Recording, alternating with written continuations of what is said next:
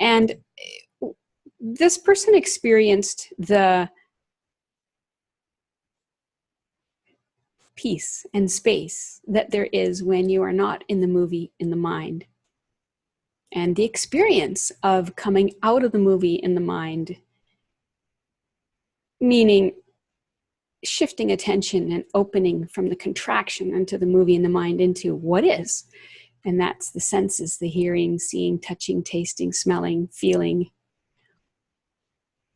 And I've been calling that waking up out of the movie in the mind.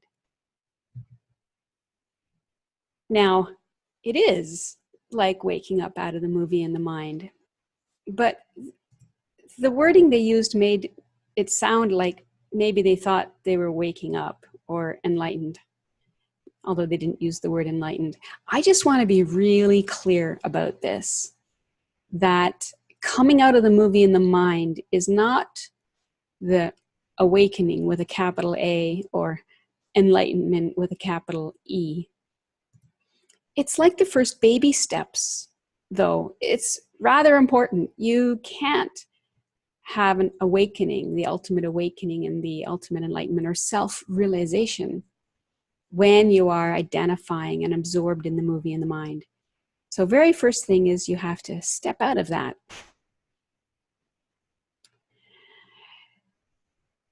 So many things are mistaken for awakening or an enlightenment.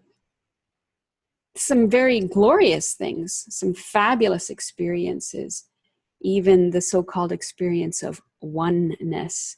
When people say, I was one with everything, they think they had an awakening. They certainly had an experience.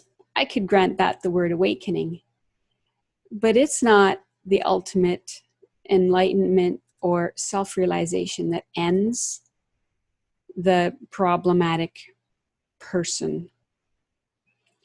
That is a rather drastic shift in identity. And it doesn't come and go. Once your identity has been altered, it can't change again. It's like once you see that the snake is a rope, sorry, you just can't see the snake again. It's just not going to happen. And so what it does is it ends identification with the movie.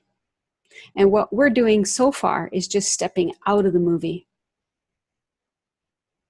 It doesn't change your identity. It's just you are becoming consciously aware of the now, of what is actually here and now, as opposed to the movie in the mind about here and now. But it's actually not even often about here and now. It's generally, usually about the past or the future, neither of which exist. And so we need to come out of that. We need to wake up out of that. For the next step, the final step. I just felt that this was a very important subject because some people can make a very grave error of thinking, I'm awake, I'm enlightened. And then later of losing it. This is all imagination. You can't lose it. And when it happens, you won't be there to say, I'm enlightened.